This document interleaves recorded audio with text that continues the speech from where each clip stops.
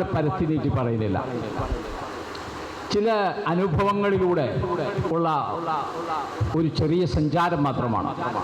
ഞാൻ ആലുവ സ്റ്റേഷനിൽ അവിടെ PRO ആയി ജോലി ചെയ്യുന്ന സമയത്തൊരിക്കൽ രാത്രി ഒരു 2 മണിക്ക് ഞങ്ങളിങ്ങനെ പട്രോളിങ് നടത്താണ്.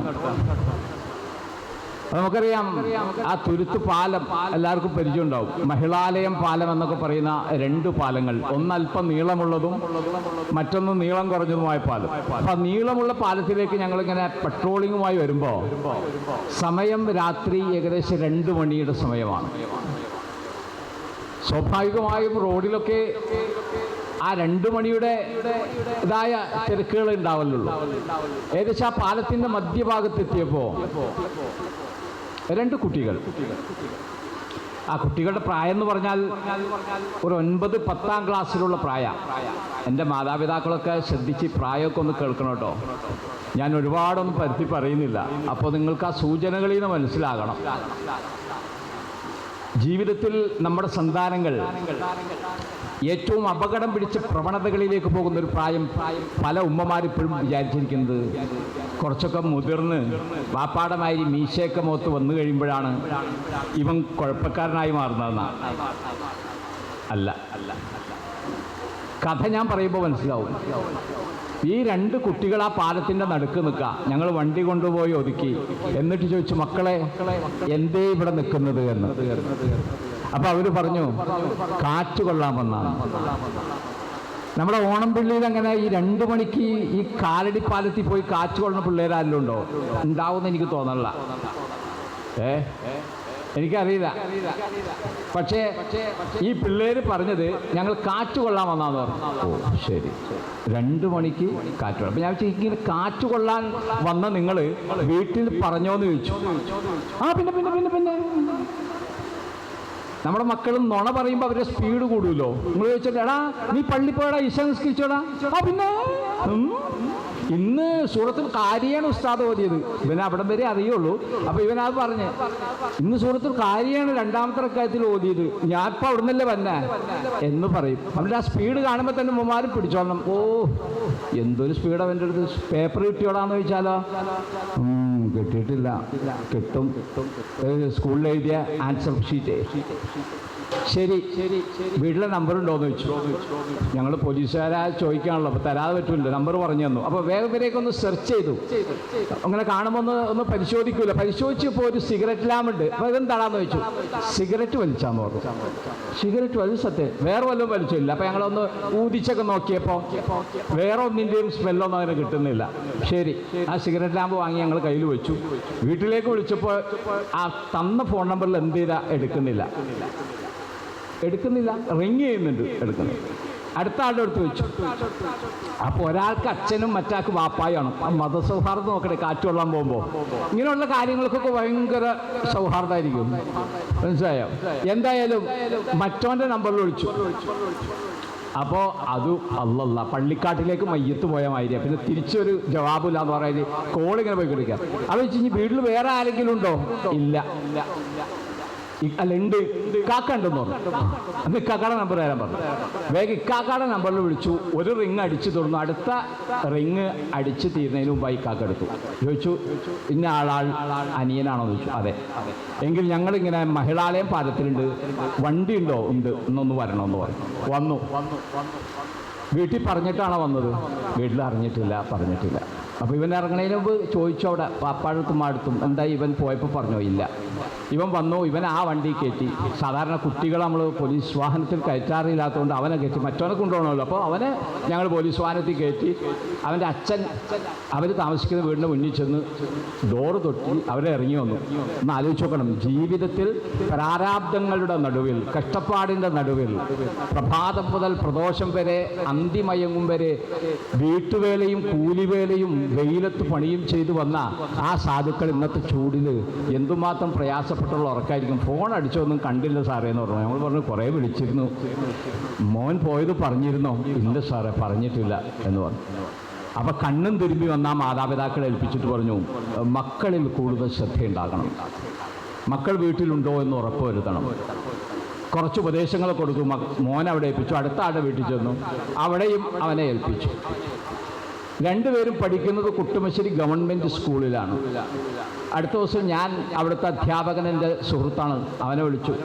എന്നിട്ട് പറഞ്ഞു, ഇങ്ങനൊരു 2 ആളുകൾ ഉണ്ട് എന്ന് പറഞ്ഞു, ഇങ്ങനെ ഞങ്ങൾക്ക് കിട്ടിയിരുന്നു, ഒന്ന് ശ്രദ്ധിക്കണമെന്ന് പറഞ്ഞു. അപ്പോൾ എൻ്റെ അടുത്ത് പറഞ്ഞു, എങ്കിൽ ഒരു ദിവസം സ്കൂൾ വിടുമ്പോൾ ഒന്ന് വന്നിട്ട് എനിക്ക് ആ കുട്ടികളെ അവരറിയാതെ ഒന്ന് കാണിച്ചു തരുമെന്ന് ചോദിച്ചു. ഓക്കെ, ഞാനൊരു ദിവസം ചെന്നു, ആ കുട്ടികളെ കാണിച്ചു കൊടുത്തു. അപ്പം അധ്യാപകന് ആ കുട്ടികളെ ശ്രദ്ധിക്കാനൊരു അവസരമായി. ഇത് ഒരു വീട്ടിൽ, പല വീടുകളിൽ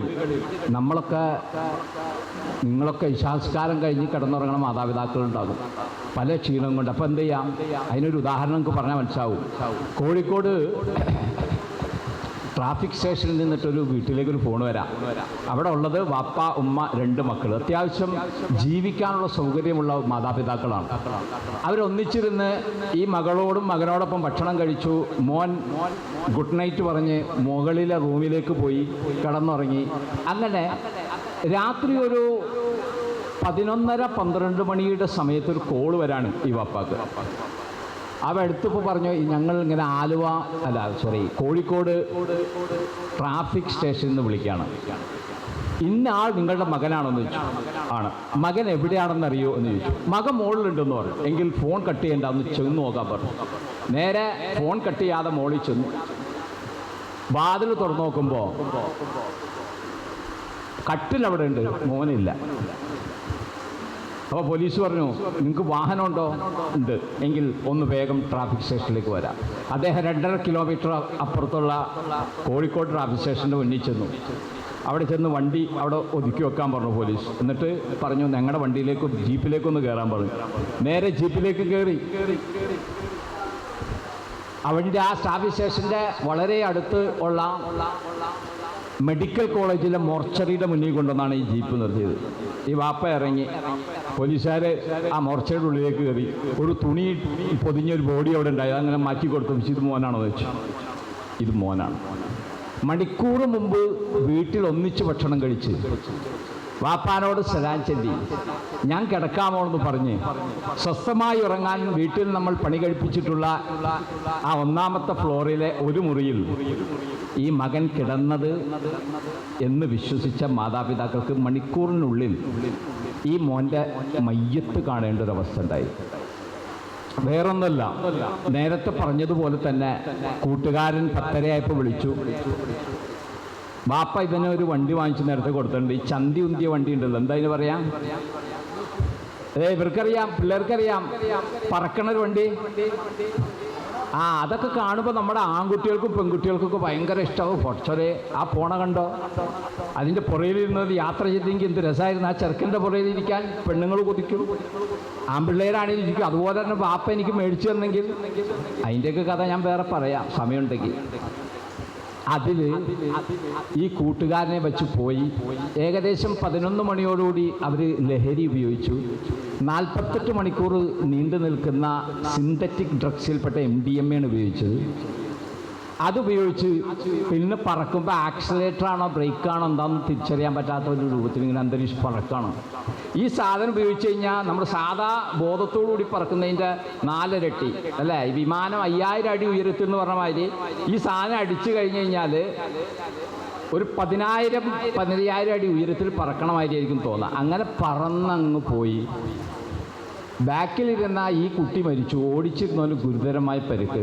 ഇതാണ് ആ കഥാന്ത്യം. ഇത് കുടുംബങ്ങളിൽ ഇങ്ങനെ സംഭവിച്ചു കൊണ്ടിരിക്കുന്ന ഒരു കാര്യമാണ്. വിഷയം നമ്മുടെ ലഹരിയാണ്. എവിടെയാണ് നമ്മൾ പരിഹാരം കാണേണ്ടതെന്നാണ് നമ്മൾ നോക്കുന്നത്. ഏറ്റവും അടുത്ത കാലത്ത് ഈ മഹല്ലുകളൊക്കെ കേന്ദ്രീകരിച്ച് ഇത്ര സജീവമായി പള്ളികളിലും അമ്പലങ്ങളിലും അമ്പലക്കമ്മിറ്റികളും ഒക്കെ ഇങ്ങനെ കൂടി ലഹരിക്കെതിരെ നമ്മുടെ സമൂഹത്തെ ബോധവൽക്കരിക്കണമെന്നൊക്കെ പറയാൻ ഉണ്ടായ കാരണം തിരുവനന്തപുരത്ത് അഫാൻ എന്ന് പറയുന്ന ഒരു പയ്യൻ തൻ്റെ വീട്ടിലെ തൻ്റെ രക്തങ്ങളെ എന്ന് പറയാം അത്ര ആത്മബന്ധം ജീവിതത്തിൽ പുലർത്തേണ്ട വൈകാരിക തലത്തിൽ ജീവിതത്തിലെ വിശുദ്ധി കാത്തു സൂക്ഷിച്ച് ഉമ്മ എന്ന ബഹുമാനവും അനിയൻ എന്ന കാരുണ്യവും ഒക്കെ നിരന്തരം പകർന്നു കൊടുത്തുകൊണ്ടിരിക്കുന്ന സന്തോഷത്തിൻ്റെ ഇടങ്ങളിൽ രക്തത്തിൻ്റെ നീർച്ചാലുകൾ തീർത്തൊരു സംഭവം ഉണ്ടായി. എന്താ? നിഷ്കരുണം. ഓണംപള്ളിയിൽ നിന്ന് നേരെ വണ്ടി എടുത്തിട്ട് കാലടിയിൽ നേരെ ചെന്ന് ആ മാർക്കറ്റിൽ ലെഫ്റ്റിലേക്ക് അങ്ങോട്ട് തിരിഞ്ഞു കഴിഞ്ഞാൽ ഈ ചുറ്റികയൊക്കെ വിൽക്കുന്ന സ്ഥലം കിട്ടും അല്ലേ? അവിടെ ഉണ്ട്. ആ മാർക്കറ്റിൻ്റെ അകത്തേക്ക് മറ്റേ പച്ചക്കറിയും അച്ചിങ്ങയും മറ്റേ തക്കാളിയൊക്കെ വാങ്ങണതിൻ്റെ തൊട്ടപ്പുറം വലതുവശത്ത് എൻ്റെ വീട് ശ്രീമൂലടുത്താണല്ലോ, എനിക്കറിഞ്ഞൂടെ മാർക്കറ്റ്. നിങ്ങൾ അതൊന്നും വിചാരിക്കണ്ട. ഇവിടുത്തെ എല്ലാ സംഭവം അവിടെ പോയൊരു ചുറ്റിക മേടിച്ചാൽ നമ്മുടെ വീട്ടിലെ സ്ഥിതി വ്യത്യാസമൊന്നുമില്ല. ഞാൻ ചോദിക്കട്ടെ എൻ്റെ ഉമ്മമാരെ, നിങ്ങൾ കേൾക്കേണ്ടത് വർത്താനം പറയാണോ? ഈ ചോറ് വെന്തോന്ന് നോക്കാൻ വേണ്ടി നിങ്ങൾ ഒരു വറ്റാണോ നോക്കുന്നത്, അതോ മൊത്തം കൂരി ഞെക്കി നോക്കോ? ഇല്ലല്ലോ. അതിൽ നിന്ന് ഒരു വറ്റെടുത്തിട്ട് പറയും ആ എടി വിയ്യാത്തു വെന്തടി നമുക്ക് ശരിയാക്കാന്ന് പറയും അല്ലേ? ചോറ് വെന്തുന്നാണ്. അഫാൻ എന്നത് ഒരുപാട് ചോറുകളിലെ വെന്തൊരു ചോറാണ്. അതൊരു അടയാളമാണ്. നമ്മുടെയൊക്കെ നാട്ടിൻപുറങ്ങളിൽ, ഗ്രാമാന്തരീക്ഷങ്ങളിൽ, മഹലിൻ്റെ സംവിധാനങ്ങളിൽ ഒക്കെ നിരന്തരം ഇതുപോലുള്ള ചെറുതും വലുതുമായ അഫാന്മാർ പലതും ഇങ്ങനെ പ്ലാൻ ചെയ്തുകൊണ്ടിരിക്കുകയാണ്. സ്വസ്ഥമായിട്ടൊരു വാപ്പാക്കും ഉമ്മാക്കും വീട്ടിൽ കിടന്ന് ഉറങ്ങാൻ കഴിയാത്ത വണ്ണം ഭീതിതമായൊരു മാനസികാവസ്ഥയിലേക്ക് നമ്മുടെ സമൂഹത്തിലെ ചെറുപ്പക്കാരികളൊക്കെ മാറുന്നുണ്ട് എങ്കിൽ അത് തടയാൻ നിങ്ങൾ ഒരിക്കലും എൻ്റെ വീട്ടിലെ എൻ്റെ മോനെ പോലീസും എക്സൈസും ഒന്ന് നന്നാക്കിക്കൊള്ളുന്നു ആണോ വിചാരിക്കുന്നത്? ഇപ്പോഴും അതറിയാത്ത ആളുകളുണ്ട്. ഞങ്ങളുടെയൊക്കെ അടുത്ത് പലപ്പോഴും ഈ സങ്കടങ്ങൾ, ഞാൻ നർക്കോട്ടിക് സെല്ലിൽ ഒരുപാട് കാലം ജോലി ചെയ്ത ആളാണ്. നിരന്തരം ഇത്തരം മാതാപിതാക്കളുമായി സംവദിക്കാനുള്ള സൗഭാഗ്യം കിട്ടിയിട്ടുണ്ട്. അവരെ പലരെയും പല നിലക്കും സഹായിക്കാൻ അവസരം കിട്ടിയിട്ടുണ്ട്. പക്ഷെ അവരൊക്കെ ചോദിക്കുന്നത് പലപ്പോഴും നമുക്കൊക്കെ കോള് വരാം, അവിടെ ഇന്ന ഇതുണ്ട് കേട്ടോ, ആ കാലടിയിൽ അല്ലെങ്കിൽ ഞാൻ മേക്കാലടിയിൽ ഇതുപോലെ അവരുടെ മഹലിൻ്റെ ഒരു പരിപാടിക്ക് ഞാൻ പോയിരുന്നു. ഇതുപോലെ നിറഞ്ഞൊരു സദസ്സായിരുന്നു. അപ്പം ഞാൻ അവരോടും പറഞ്ഞു, നമ്മുടെയൊക്കെ വീട്ടിൽ നമ്മുടെ കുട്ടി ഇതുപോലെ പോയൊരു ചുറ്റിക വാങ്ങിച്ചിട്ട് വാപ്പാനെ ഉമ്മാനെ ടക്ക് ടക്ക് 5 അടിക്ക് 5 എണ്ണം തീരാണ്. ആലോചിച്ച് നോക്കിയിട്ടുണ്ടോ? എങ്ങനെ വളർത്തിയതാണ്, എന്തൊക്കെ ഉപദേശിച്ച്, നാം എത്ര വെയിൽ കൊണ്ട്, എത്ര കല്യാണം വേണ്ടാന്ന് വെച്ച് രോഗം വന്നപ്പോൾ പരിചരിച്ച് മാറോട് ചേർത്ത് അമ്മിഞ്ഞ കൊടുത്ത് മരുന്ന് കൊടുത്ത് ഉറക്കമൊഴിച്ച് വളർത്തിയ സ്വന്തം മക്കൾ. അതിൽ ആ ഉമ്മ മരണപ്പെട്ടില്ല. ആ ഉമ്മ ജീവനോടെ ഇരുന്നപ്പോഴും അഫാൻ അടിച്ചോ തല്ലിയോ എങ്ങനെ എന്ന് ചോദിച്ചപ്പോൾ കട്ടിന്ന് വീണെന്നാ പറഞ്ഞത്. ഉമ്മമാരുടെ സ്നേഹം എന്നാലോചിച്ചു. ഇത്ര സ്നേഹം നൽകുന്ന മക്കൾ എന്ന് പറയുന്നത് നമ്മുടെ ജീവിതത്തിലെ ഏറ്റവും വലിയൊരു അസറ്റാണ് എങ്കിൽ എനിക്ക് നിങ്ങളോട് പറയാനുള്ളത് എന്താണെന്നറിയോ? നമ്മൾ കൊടുക്കുന്ന ഭക്ഷണമാണ് അവർ കഴിക്കുന്നതെങ്കിൽ, നമ്മൾ അധ്വാനിച്ച പണത്തിൻ്റെയും സമ്പത്തിൻ്റെയും ഭാഗമായുണ്ടായ ഷർട്ടാണ് അവർ ധരിക്കുന്നതെങ്കിൽ, അവർ ഉപയോഗിക്കുന്ന 2 വീലർ നമ്മുടെ വിയർപ്പിൻ്റെ ഭാഗമാണ് എങ്കിൽ, അവരുടെ ജീവിതത്തിൽ ആ നഖം മുതൽ മുടി വരെയുള്ളത് നമ്മുടെ സമ്പാദ്യമാണെങ്കിൽ, നമ്മളവരോട് ചോദിക്കണം, എടാ നീ എവിടെ പോയാ, നീ എവിടെ നിന്നപ്പോൾ വരണേ? മഗ്‌രിബിന് വീട്ടിലെത്താൻ നിന്നോട് പറഞ്ഞിട്ടുണ്ടോ? അത് കഴിഞ്ഞിട്ടുള്ള ചുറ്റലിന് പോവരുന്ന് പറഞ്ഞിട്ടുണ്ടോ? ജമാഅത്ത് നിസ്കാരം 5-10 മിനിറ്റ് കൊണ്ട് കഴിയും. അവിടുത്തെ ദുആ കഴിഞ്ഞ് ഉസ്താദ് അത് പിരിച്ചുവിടുമ്പോൾ നീ വീട്ടിലേക്ക് വന്നോന്ന് ഞാൻ പറഞ്ഞിട്ടില്ലേ, എവിടെയായിരുന്നു നീ എന്ന് ചോദിക്കാൻ നിങ്ങൾക്ക് മടിയാണെങ്കിൽ, ഉമ്മ ഞാനിപ്പോൾ വരാട്ടോ എന്ന് പറഞ്ഞിട്ട് ആ സാധനം ഓടിച്ചാൽ പോമ്മ അവിടെ നിൽക്ക്, ആ താക്കോല അവിടെ മേടിച്ചു വെച്ചിട്ട് നീ എവിടെ പോണേ? നീ ആരുടെ അടുത്ത പോണ? ഇവരെ കൂട്ടുകാരാരാണ്? ഇവൻ ആരായിട്ടാണ് കൂട്ടുകൂടുന്നത്? നമ്മൾ നോക്കലുണ്ടോ? ഞാൻ പറയുന്നതെന്നറിയോ, നമ്മുടെ മക്കളുടെയൊക്കെ കൂട്ടുകാരെയൊക്കെ വീട്ടിലേക്ക് വിളിച്ചു വരുത്തണം. എന്നിട്ടൊരു ബിരിയാണിയൊക്കെ അവർക്ക് വെച്ചു കൊടുക്കണം. കുറേ ഈ മക്കൾക്ക് തിന്നാൻ കൊടുക്കണ്ടല്ലോ. കറിയായിട്ട് നല്ല മീൻ പൊരിച്ച് ചാള ഉമ്മ ഒരു 100 രൂപ തന്നെ. ഞാൻ പോയി 2 ഷവർമ മേടിച്ചു. 1 ഷവർമ ഒന്നും പോരാവന്, 2 ഷവർമ മേടിക്കട്ടെ എന്ന് പറഞ്ഞു പോകും. അത് ഇനി ഇത് നല്ലതാണെങ്കിൽ 100 രൂപ വരും. ഇത് മേടിച്ച് തിന്നണ മക്കളാണല്ലോ. നിങ്ങളുടെ കൂട്ടുകാരുടെയൊക്കെ ഒരു വിരുന്ന് വീട്ടിൽ കൊടുക്കുക. അപ്പം നിങ്ങളുടെ മകളായാലും മകനായാലും അവരൊക്കെ വരുമ്പോൾ ചോദിക്കും, ആ കൂട്ടുകാരൊക്കെ ഒരു 8 കൂട്ടുകാരുണ്ട്. നീ ഏതല്ല? ഞാനാ അബ്ദുൽ ഖാദറിൻ്റെ. നീയോ? ഞാനാ അവിടെ താമസിക്കുന്ന ആ പള്ളിയുടെ അടുത്തുള്ള വർഗീസിൻ്റെ മോനാണ്. നീയോ? മറ്റത്. ഈ ആളുകളൊക്കെ നമുക്ക് അറിയാൻ സാധിക്കും, ഇവരുടെ രീതികൾ, സ്വഭാവങ്ങൾ. ആ മക്കളുടെ കൂട്ടുകാരാരാന്ന് പോലും അറിയില്ല. ആലുവ സ്റ്റേഷനിൽ ഞാനൊരു ദിവസം രാവിലെ അവിടെ ഡ്യൂട്ടിക്കായിട്ട് ചെല്ലുന്ന സമയത്ത് ഞാൻ നേരത്തെ പറഞ്ഞൊരു വണ്ടി ഉണ്ടല്ലോ, അതുപോലത്തെ ഒരു വണ്ടി ഇടിച്ച് തകർന്നിട്ട് അതിൻ്റെ മോന്തയൊക്കെ ഇങ്ങനെ ചുളുങ്ങി മടങ്ങിയിരിക്കുക, എൻ്റെ ഫ്രണ്ടിലൊന്നും കാണാൻ പറ്റില്ല, അങ്ങനെ പതിഞ്ഞിരിക്കുക. അപ്പോൾ കാണുമ്പോൾ തന്നെ അറിയാം അതിലെ ആൾ തീർന്നു പോയിട്ടുണ്ടെന്ന്. നല്ല അസല് ചെറുപ്പക്കാരൻ മരിക്കുക, ചെറിയ പ്രായമുള്ള ആൾ മരിച്ചേക്കാം. അപ്പോൾ സ്റ്റേഷനിൽ അതിൻ്റെ ചില ഇതൊക്കെ ഉണ്ട്. അപ്പോൾ ഞാൻ ഈ വണ്ടി ഓക്കെ. അപ്പോൾ ഈ വണ്ടി രാത്രി അപകടത്തിൽപ്പെട്ടപ്പോൾ തൃശ്ശൂരുള്ള ഈ വണ്ടി രജിസ്റ്റർ ചെയ്തിട്ടുള്ള ആള് ഇത് ഓടിച്ച പയ്യന്റെ പിതാവായിരിക്കണം. ആ ധാരണയിൽ ഈ നമ്പർ കിട്ടിയല്ലോ. ഈ നമ്പർ കിട്ടിയപ്പോൾ ആ നമ്പർ പ്രകാരം നമ്മൾ ഓൺലൈൻ ചെക്ക് ചെയ്ത് അതിൽ അഡ്രസ്സ് എടുത്ത് നമ്പർ എടുത്ത് വിളിക്കുകയാണ്. അപ്പോൾ ആലുവ സ്റ്റേഷനിലാന്ന് പറഞ്ഞു. ആലുവ പോലീസ് സ്റ്റേഷനാണെന്ന് പറഞ്ഞപ്പോൾ തന്നെ ആ വിളിച്ച ആള് വേറെ ഒന്നും ചോദിച്ചിട്ടില്ല, എടുത്ത വഴിക്ക് ചോദിക്കുക, അവൻ ചത്തോ സാറേ എന്നാ. രാത്രിയാണല്ലോ വിളിക്കുന്നത്. രാത്രി കച്ചവടം നടത്തുന്നവർ വല്ലവരും വിളിക്കുക, എടാ എന്തായി തരാനുള്ള 10,000 കിട്ടുമോ എന്ന് 12:30 വിളിച്ചാൽ അവന് നമ്മൾ പൈസ കൊടുക്കുമോ? ഇല്ലല്ലോ. അപ്പം അതിനല്ല വിളിച്ച ആലുവ പോലീസ് സ്റ്റേഷനാണ്. എടുത്ത വഴിക്ക് ചോദിക്കുക, അവൻ ചത്തോ സാറേ.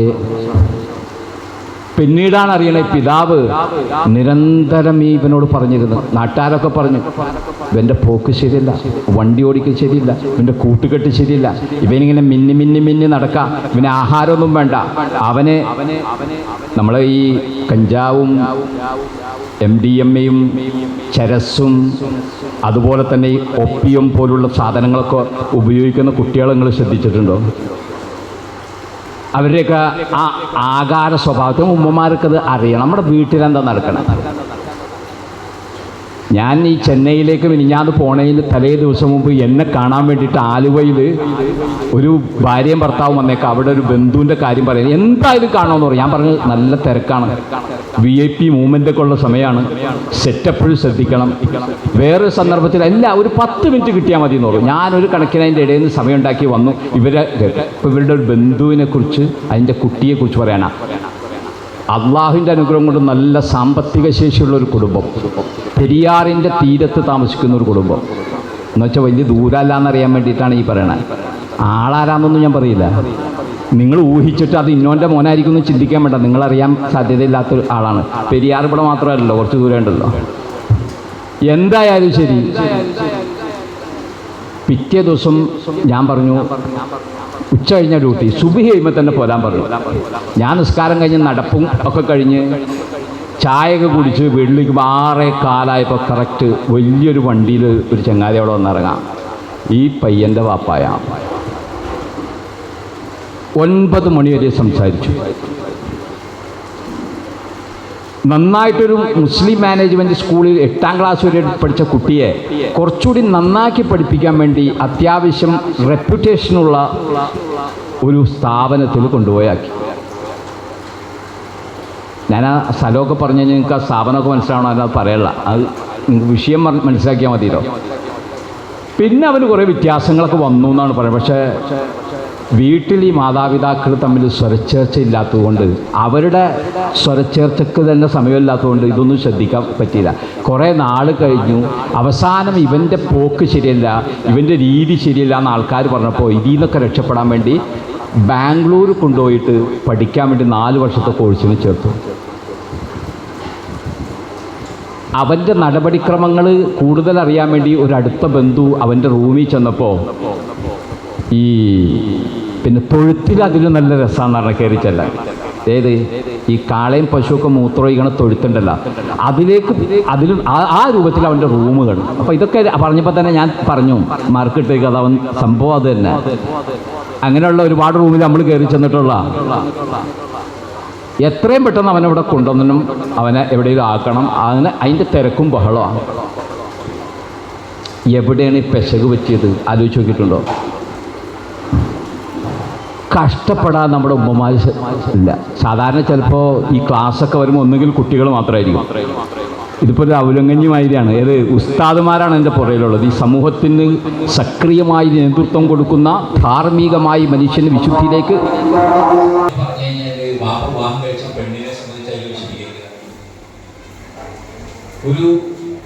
ധാർമ്മികത പകർന്നു നൽകാൻ കഴിയാത്ത ഒരു ഉമ്മയാണ് എനിക്കുണ്ടായിരുന്നത്. നല്ല വാക്ക് എന്നോട് പറഞ്ഞിട്ടില്ല. വളരെ മോശം ജീവിത രീതിയാണ് കുടുംബത്തിനുണ്ടായിരുന്നത്. എനിക്ക് എന്തിനു പറഞ്ഞു, എനിക്ക് നല്ലൊരു പേര് പോലും അവരിട്ടില്ല. കരിവണ്ട് എന്നാണ് അവന് പേരിട്ടത്. അവൻ പറയാം കരിവണ്ട്. വീട്ടുകാരും അത് തന്നെയാണ് വിളിക്കുന്നത്. നല്ല ഒന്നാം തരം പേര് തന്നെ നമ്മൾ വീട്ടിലിട്ടിട്ട് അബ്ദുറഹ്മാൻ എന്നൊക്കെ പറഞ്ഞിട്ട് അന്ത്രു എന്ന് നമ്മൾ അന്തറുമാരുണ്ടെങ്കിൽ എന്നോട് ക്ഷമിക്കട്ടെ. അബ്ദുറഹ്മാൻ എന്ന് വെച്ചാൽ പടച്ചോൻ്റെ പേരിൻ്റെ ചേർത്ത് പറയുന്നതാണ്, അള്ളാഹിൻ്റെ അടിമ എന്നുള്ള അർത്ഥം വരുന്നതാണ്. പക്ഷെ പറഞ്ഞിട്ട് കാര്യമില്ല. അങ്ങനെയുള്ളവർക്ക് കരിവണ്ട് എന്നിട്ടാലും ശരി എന്താ, മോശം പെരുമാറ്റം, നേരെ ശിക്ഷ ബാപ്പാക്ക് പോയി. അതുകൊണ്ട് നിങ്ങൾ മൊബൈൽ വെച്ചിട്ട് എൻ്റെ മക്കളെന്താ ചെയ്യണേ, വെക്കേഷൻ കാലം വരുമ്പോൾ അവരെന്താണ് ശ്രദ്ധിക്കുന്നത്, അവരിലുള്ള മാറ്റങ്ങൾ എന്താണ്? ഈ പള്ളുരുത്തിയിൽ നിന്നൊരു വല്യമ്മ എന്നെ വിളിക്കാണ്, എന്നെ അറിയുന്ന ഒരാളെ എന്ന് വിളിക്കാണ്. മകളുടെ മകൻ, അവൻ്റെ ശീലങ്ങളിൽ വന്നൊരു വ്യത്യാസം പറയാൻ വേണ്ടിയിട്ട് പറയാം. ആ സംഭവങ്ങൾ തന്നെ പറയുകയാണെങ്കിൽ ഇശാംസ്കാരം വരെ പറയേണ്ടി വരും. അപ്പോൾ അതുകൊണ്ട് ചിലത് സൂചിപ്പിച്ചു. ഞാനും ഇടങ്ങേറാവാൻ പാടില്ല, നിങ്ങളും ബുദ്ധിമുട്ടാൻ പാടില്ല. ഈ ചെറുക്കൻ ചെയ്ത പണി, ഈ ഫാമിലി പാക്ക് ഐസ്ക്രീം ഉണ്ടല്ലോ, ഐസ്ക്രീമൊക്കെ തിന്നണ പിള്ളേരാണ്. കണ്ട ഐസ്ക്രീം എന്ന് പറഞ്ഞപ്പോൾ എല്ലാം തലപൊക്കിയുണ്ടോ, തിന്നാൻ പാടില്ലാത്തൊരു സാധനത്തിൽ ഐസ്ക്രീം. ഈ ഐസ്ക്രീം ഫാമിലി പാക്ക് കൊണ്ടുവന്നാൽ എന്താ നമ്മൾ വീട്ടിൽ ചെയ്യണേ, അത് വാപ്പാക്ക് ഇച്ചിരി വെച്ച് കൊടുക്കും. വാപ്പാക്ക് ഷുഗറാണ്, എന്നാലും വാപ്പാക്ക് ആഗ്രഹമുള്ളതുകൊണ്ട് വാപ്പാടെ ചുണ്ടിലേക്ക് അല്പം വെച്ച് കൊടുക്കും. ഉമ്മ അത് വലിച്ചു വാരി അത് ഉമ്മ തിന്നും. പിന്നെ ആശുപത്രി ഉള്ളതുകൊണ്ട് കുഴപ്പമില്ലോ. പിന്നെ അനിയമ്മന് ചേട്ടന് പെങ്ങൾക്കൊക്കെ കൊടുക്കും. ഇവനെന്താ ചെയ്യണമെന്ന് അറിയാം, രാത്രി 1:30 മണിക്കൊക്കെ ഈ ഫാമിലി പാക്ക് ഒരെണ്ണം ഫുൾ അവൻ തിന്നു തീർക്കും. അവന് ചോറ് വേണ്ട, ഒന്നും വേണ്ട. അവൻ ബാത്റൂമിൽ പോയി കഴിഞ്ഞാൽ കുറേ സമയം അവിടെ ഡൗൺലോഡിങ് പല രീതിയിലാണ് അവൻ ചെയ്തുകൊണ്ടിരിക്കുന്നത്. മനസ്സിലായോ? അവൻ മൊബൈൽ ഉപയോഗിച്ച് അത് കുറേ സമയം. ഇതൊക്കെ വ്യത്യാസങ്ങളാണ്, നമ്മുടെ മക്കളിൽ വരുന്ന വ്യത്യാസങ്ങളാണ്. ഒരു ഒറ്റപ്പെടൽ, കണ്ണുകളൊക്കെ ഒരു കുഴിഞ്ഞിട്ട്. അവനതിനുള്ള പ്രായമായില്ലല്ലോ, ചെറിയ മോനല്ലേ, അവൻ്റെ കണ്ണ് കുഴിയേണ്ട പ്രായമായോ ഇല്ല. പക്ഷെ അവൻ്റെ കണ്ണിൽ ചെറിയ വ്യത്യാസങ്ങൾ, കണ്ണിൽ കുഴിയുക മാത്രമല്ല, അവിടെ ചില കറുത്ത അടയാളങ്ങൾ. സാധാരണ മദ്യപിച്ച് കഴിഞ്ഞാൽ അത് നിർത്താൻ ശ്രമിക്കുമ്പോൾ അവരിൽ ചില വിഡ്രോവൽ സിൻഡ്രോം കാണിക്കാറുണ്ട്. എന്താ കാണിക്കുന്നത്, ഒരു വിറകിൽ. അതെ. അപ്പം നമ്മൾ പറയുന്നത് സുബഹി കഴിഞ്ഞപ്പോൾ തന്നെ അവൻ വിറക്കാൻ തുടങ്ങി. പള്ളിയിൽ നിന്ന് ഇറങ്ങി സലാം വീട്ടി അവൻ സുബാനൊന്നും ചെല്ലാൻ നിന്നില്ല, അതിനു മുമ്പ് ഇറങ്ങി. അപ്പം തന്നെ അവനിങ്ങനെ വിറക്കാൻ തുടങ്ങി. ഞാനിത് വെറുതെ പറയുന്നതല്ല. ചില നല്ല മനുഷ്യന്മാരുണ്ട്, പടച്ചോനെയൊക്കെ ഒരു വിശ്വാസമാണ്, ദൈവബോധമുണ്ട്, നന്നാവണമെന്ന് ആഗ്രഹമുണ്ട്. പക്ഷെ ഇത് ശീലിച്ചു പോയി. അങ്ങനെ കുറേ ആളുകളെയൊക്കെ നമ്മൾ കൊണ്ടുപോയി ഓരോ സ്ഥലത്ത് കൊണ്ടുവന്ന് ആക്കി, മാങ്കുളത്തും അതുപോലെ പല സ്ഥലങ്ങളിലും. വ്യത്യാസം നമ്മൾ മനസ്സിലാക്കണ്ടേ. ഇതൊരു വ്യത്യാസം പ്രകടമായിട്ട്. പണ്ടൊക്കെ പോലീസിനെ സംബന്ധിച്ചിടത്തോളം ഇത്തരം തെറ്റുകൾ ചെയ്യുന്ന ആളുകൾ കണ്ടെത്താൻ എളുപ്പമായിരുന്നു. എന്താ, 2-3 കുപ്പി ഉണ്ടാവും, ഗ്ലാസ് വെള്ളമൊക്കെ ഉണ്ടാവും. ഇന്ന് നിങ്ങൾക്കറിയോ, നിങ്ങളുടെ വീട്ടിൽ നിങ്ങളുടെ മകൻ പോകുമ്പോൾ ഇങ്ങനെ ക്രോസ് ചെയ്ത് കിട്ടുന്ന ബെൽറ്റ്, ആ ബെൽറ്റിൻ്റെ അരികിൽ ചെറിയ ഒരു ബാഗ് ഉണ്ടാകും. ആ ബാഗിൻ്റെ ഒരു മൂലയിൽ കൊള്ളാവുന്ന ഒരു പിടി പോലുമില്ലാത്ത ഈ സിന്തറ്റിക് ഡ്രഗ്സിൻ്റെ വില എത്രയാണ്? 3 കോടി രൂപ. ഒരു പിടി ഇല്ല, അത്ര വിലയേറിയെന്ന്. 25,000 കോടി രൂപയുടെ ലഹരിയാണ് ഈ കേരളത്തിൽ വിനിമയം ചെയ്യപ്പെടുന്നു, ഉപയോഗിക്കുന്നതെന്നാണ്. അതിൽ 80% ഉപയോഗിക്കുന്ന ആരാന്നറിയോ? അതാ ഞാൻ പറഞ്ഞത്. അത് ഈ 12-13 വയസ്സ് തൊട്ട് 19 വയസ്സ് വരെയുള്ള കുട്ടികളെ ഉപയോഗിക്കണം. 10% അതിൻ്റെ അപ്പുറത്തേക്ക് 19 തൊട്ടുള്ള ആളുകൾ ഉപയോഗിക്കുന്നതാണ്. അതിൻ്റെ ലാസ്റ്റ് 90 കഴിഞ്ഞിട്ട് 100ാമത്തെ ആ 10 മുതിർന്ന ആളുകളായ ആളുകൾ ഉപയോഗിക്കുന്ന. അത്രമാത്രം മക്കളെ നമ്മൾ ശ്രദ്ധിക്കണമെന്നാണ് ഈ പറഞ്ഞതിൻ്റെ ചുരുക്കം. ഈ വല്യമ്മ വിളിച്ചിട്ട് എന്നോട് പറയാൻ, ഇവൻ്റെ ശീലങ്ങൾ ഇതൊക്കെയാണ്. ഈ പയ്യനെ ഒന്ന് നിങ്ങൾ കാണണം, എന്തൊരു ഗരിമയാണെന്നറിയോ. ഒരു പേഴ്സണാലിറ്റി ഉള്ളൊരു പയ്യനാണ്. നന്നായി സംസാരിക്കുവൻ. അതുപോലെ ഇടപഴകാനോ. ഇവനെ കൗൺസിലിംഗ് നടത്തിയ എറണാകുളത്തൊരു ഡോക്ടർ പറഞ്ഞെന്താന്ന് പറയുക, ഇനി എൻ്റെ അടുത്തേക്ക് അവനെ കൊണ്ടുവരുന്നത്, അവൻ എനിക്ക് കൗൺസിലിംഗ് എടുത്തു തുടങ്ങി. എൻ്റെ അടുത്ത് അവൻ പറഞ്ഞു തുടങ്ങി, ഇത് ഇടയ്ക്കൊക്കെ ഒന്ന് അടിച്ചാൽ നന്നായിരിക്കുമെന്ന്. അപ്പോൾ ഇവൻ്റെ അടുത്ത് ഈ 4 കഴിഞ്ഞ് 5ാമത്തേന് നിങ്ങൾ എവിടെ വേണമെങ്കിലും കൊണ്ടുപോക്കോ, ഇവനെ ഇങ്ങോട്ട് കൊണ്ടുവരാമെന്ന്. അത്ര നന്നായിട്ട് സംസാരിക്കുന്ന ഒരു പയ്യൻ. അവനൊരിക്കലും നമസ്കാരവും മറ്റു കാര്യങ്ങളൊക്കെ ക്ലാസ്സുകളൊക്കെ ഉണ്ടായാലൊക്കെ മുന്നിൽ നിന്ന് കേൾക്കുന്നവനായിരുന്നു. ഇവൻ്റെ കൂട്ടുകെട്ട് മാറി. സഞ്ചാരങ്ങൾ രാത്രി വരേണ്ട സമയത്ത് വന്നിട്ടില്ല. ഇപ്പം ഞാനൊക്കെ ഓർക്കുന്നുണ്ട്, ഞാനൊക്കെ പഠിക്കുന്ന കാലത്ത് ഈ മഗ്‌രിബ് ബാങ്ക് കൊടുത്ത പള്ളി കാണണമെന്നല്ലോ. അപ്പോൾ സലാം പിടിക്കുമ്പോൾ വാപ്പ ഇങ്ങനെ അസ്സലാമു അലൈക്കും എന്ന് പറഞ്ഞാൽ ആദ്യത്തെ ഒരു തിരിയിൽ വലത്തോട്ട് തിരിയുമല്ലോ. അപ്പോൾ മൂപ്പര് തിരിയുമ്പോൾ തന്നെ ഇങ്ങനെ നോക്കും, ഈ ഭാഗത്ത് എവിടെയെങ്കിലും ഞാനുണ്ടോന്ന്. ഇല്ല. അടുത്തതും ഉണ്ടല്ലോ. അപ്പോൾ അടുത്ത സലാം ചെല്ലുമ്പോൾ നോക്കും, ആ അറ്റത്തുനിന്ന് ഇവിടം വരെ. അപ്പോഴും കണ്ടില്ലെങ്കിൽ കൈ ഇങ്ങനെ കുത്തിയിട്ടത് ഇങ്ങനെ തിരിഞ്ഞൊരു നോട്ടോട്, ആ ഇവൻ അവിടെ ഉണ്ട്. ഞാൻ ബാപ്പാടെ കണ്ണിൽ പെട്ടെന്ന് പെടാതിരിക്കാൻ വേണ്ടിയിട്ടാണ് അവിടെ നടുക്കന്നെ സ്ഥാനം പിടിച്ചത്. അപ്പോൾ അവിടെ ഉണ്ട്, സമാധാനമായി. ഇത് അന്ന് വളർത്തിയിരുന്ന രീതിയാണ്. ഇനി വീട്ടിൽ മഗ്‌രിബ് കഴിഞ്ഞ് വന്നാലോ, എൻ്റെ കൂട്ടുകാരായ പലരും ടൗണിലേക്കും ജംഗ്ഷനിലേക്കും സർക്കസ് കളി, അന്നൊക്കെ സർക്കസ് ഗാനമേളയൊക്കെ ഉണ്ടായിരുന്നു, പോകണമെന്ന് വലിയൊരു ആഗ്രഹം അന്നുണ്ടായിരുന്നു. ഉള്ളു പറയാലോ, അന്ന് ഒരു കാലം വരെ എൻ്റെ ഏറ്റവും വലിയ ശത്രു എന്ന് പറയുന്നത് എൻ്റെ ഉമ്മയായിരുന്നു. പറഞ്ഞ വിശ്വസിക്കുക, ഞാനത് പരസ്യമായിട്ടല്ല. എൻ്റെ ഉമ്മ ഇന്ന് 74 വയസ്സായി ജീവിച്ചിരിപ്പുണ്ട്. എൻ്റെ വാപ്പാക്ക് 84 വയസ്സായി. ഇങ്ങനെ കൊണ്ടു നടക്കാണ് ഉള്ളം കയ്യിൽ. അന്ന് ഏറ്റവും വലിയ ശത്രു. കാരണം എന്താ, എവിടെ പോണ്? അങ്ങനെ ഉമ്മാനെ പറ്റിച്ച് മാറ്റിനിയൊക്കെ കാണാൻ പോയി. തിരിച്ച് വന്ന കഴിയുമ്പോൾ ഉമ്മാടെ അടുത്ത് പറയും, ഞാൻ എവിടെ പോയാ? ഞാനിങ്ങനെ അമ്മായിയുടെ അടുത്ത് പോയതാ, നെടുവന്നൂർ പോയതാ. എവിടെ പോയി നീ? രണ്ടാമത്തെ ചോദ്യത്തിന് ഇതേ കിടക്കണം. നമ്മുടെ ഉമ്മമാർക്ക് അതൊക്കെ ചോദിക്കപ്പോൾ നേരമുണ്ടോ? എൻ്റെ കുഞ്ഞിൻ്റെ അടുത്ത് ചോദിച്ചാൽ മോശമായി പോകണം. 2 ഉദാഹരണം ഞാൻ പറഞ്ഞുതരാം. ഒന്ന്, ഞാൻ ഈ കഴിഞ്ഞ ദിവസം എന്നെ കാണാൻ വന്ന രക്ഷിതാവിൻ്റെ ഉമ്മ ഈ വാപ്പാടെ അടുത്ത് പറഞ്ഞു, ഇതെങ്ങനെ പുറത്തിറങ്ങിയെന്നറിയോ? അവിടെ ഒരു വേലക്കാരിയുണ്ട്. ആ വേലക്കാരി ഇവൻ ബാംഗ്ലൂരിലേക്ക് വീട്ടിൽ വന്ന് 2 ദിവസം നിന്ന് ബാംഗ്ലൂരിലേക്ക് പോയി കഴിഞ്ഞപ്പോൾ വീട് പരിശോധിച്ച് കഴിഞ്ഞപ്പോൾ കോളനിയിൽ താമസിക്കുന്ന ഒരു സഹോദരിയാണ് ഇവിടെ വീട്ടുവേലയ്ക്ക് വരുന്നത്. അവരുടെ വീട്ടിലും കോളനിയിലും സമാനമായ പ്രശ്നങ്ങൾ ഉള്ളതുകൊണ്ട് തന്നെ നല്ല എക്സ്പീരിയൻസ് ആണ്. ഈ കഞ്ചാവ് കണ്ടാലും ഒക്കെ പോലീസുകാരേക്കാൾ എക്സ്പീരിയൻസ്. അവർ പറഞ്ഞ്, ഈ പെങ്ങളോട് പറഞ്ഞു, അതെ ഇവൻ്റെ വീട്ടിൽ നിന്ന് അല്ല ഇവൻ്റെ റൂമിൽ നിന്ന് ഈ സാധനം കിട്ടിയിട്ടുണ്ട്. കാണിച്ചു കൊടുത്തു. 2 പൊതി, ചെറിയ പൊതി, 500 രൂപ. അതിൻ്റെ ക്യാരിയേഴ്സ് നമ്മുടെ കുട്ടികളെയൊക്കെ ആദ്യം പിടിക്കുന്ന അങ്ങനെയാണല്ലോ. നീ ഉപയോഗിക്കണ്ടാ, നീ ഇത് വിറ്റോ, നിനക്ക് ഞാൻ 400 തരാം, 100 രൂപ നിനക്ക് കിട്ടും. അങ്ങനെ 10 പേർക്ക് കൊടുത്തു കഴിഞ്ഞാൽ 1000 രൂപ. അപ്പോൾ ഈ പൊതി കണ്ട് പറഞ്ഞു. എന്നാൽ ഇത് സമയബന്ധിതമായിട്ട് ഈ ഉമ്മാനോട് വാപ്പാനോട് പറഞ്ഞില്ല. എന്താ കാര്യം എന്ന് നിങ്ങൾക്ക് അറിയോ? എൻ്റെ വീട്ടിൽ എന്നോടും എൻ്റെ ഭാര്യയോടും എൻ്റെ വേലക്കാരിയോട് പറഞ്ഞില്ല, മറിച്ച് എൻ്റെ മകളോട് പറഞ്ഞു മകൻ്റെ കാര്യം. എന്താ പറയാതിരുന്നത്? വാപ്പായും ഉമ്മായും ഇതെങ്ങനെയാണ്? കോഴിപ്പോരുണ്ടല്ലോ, നേരം വെളുത്ത് ഈ കലഹമാണ് ഇവൻ ലഹരി ഉപയോഗിക്കാനുള്ള കാരണങ്ങളിലൊന്ന്. ഞാൻ അയാളുടെ മുഖത്തോക്കി പറഞ്ഞു, നിങ്ങളെ വിഷമിപ്പിക്കാൻ വേണ്ടി പറയുന്നതല്ല എന്ന് പറഞ്ഞു. ഒരു ജെല്ലി ഉണ്ടല്ലോ വീട്ടിൽ വാപ്പായും ഉമ്മായും തമ്മിലുണ്ടാകേണ്ട ഒരു ബന്ധം. പണ്ടൊക്കെ ഇനി വഴക്കുണ്ടായാലും ശരി, ആ ഇതൊരു കാരണമായി നാം ഇത് പറഞ്ഞില്ല. ഈ കുട്ടി എന്ത് ചെയ്തില്ല, കീരിയും പാമ്പുമായ ഉമ്മാടെ അടുത്ത് വാപ്പാടുത്ത് ഈ കാര്യം കൂടി പറഞ്ഞു കഴിഞ്ഞാൽ അവിടെ പൊട്ടിത്തെറി മാത്രമേ ബോംബ് വരെ പൊട്ടും. അപ്പോൾ അതുകൊണ്ട് പറയണ്ടെന്ന് വെച്ചു. പിന്നെയാണ് മനസ്സിലായത്. ഏറ്റവും അടുത്ത് ഞാൻ പറഞ്ഞല്ലോ, ഒരു സുഹൃത്ത് ആ റൂമിൽ ചെന്ന് ബാംഗ്ലൂർ ചെക്ക് ചെയ്തപ്പോഴാണ് മനസ്സിലായത് ഇവൻ്റെ പോക്ക് ശരിയല്ല, നല്ല ചികിത്സ ആവശ്യമുണ്ട് എന്ന് ചിന്തിച്ചു. ഈ ഉമ്മ പലപ്പോഴും പറഞ്ഞിട്ടുണ്ട് വാപ്പാടെ അടുത്ത്. അപ്പോൾ വാപ്പ പറയണത് എന്താണെന്നറിയോ? പിന്നെ ഞാനൊക്കെ ഈ കാലത്ത് ഈ പ്രായത്തിലൊക്കെ എന്തോരം വീഡിയോ വലിച്ചേക്കണത്, എത്ര സിസ്റ്റർ വെച്ച്, ഇതൊക്കെ ഒരു കാര്യമാണോ? ഇനി എന്ത് വെച്ചാൽ എൻ്റെ മോൻ അങ്ങനെയൊന്നും ആവൂല എന്ന് പറഞ്ഞ വാപ്പ നെട്ടോട്ട് ഓടിക്കൊണ്ടിരിക്കുക. മൂപ്പര് ഈ ആക്സിലേറ്ററും ബ്രേക്കും ഏതാണെന്ന് ഇപ്പോൾ തിരിച്ചറിയാൻ പറ്റാത്തൊരവസ്ഥയായി. ഇത് അടുത്തടുത്താണല്ലോ. കാരണം ഈ കാര്യം ഒരു ദിവസത്തിൽ 5 പ്രാവശ്യമെങ്കിലും എന്നെ വിളിച്ചിട്ടുണ്ട്. ഓരോ ദിവസവും വിളിക്കുക, എന്ത് ചെയ്യണം, എന്താകണം, എങ്ങനെ അവനെ കൊണ്ടുവരണം, അവനോട് എന്ത് പറയണം എന്നതിനെ സംബന്ധിച്ച്. ഇതേ അനുഭവമാണ് പള്ളുരുത്തിയിലെ കുട്ടികളുണ്ടായത്.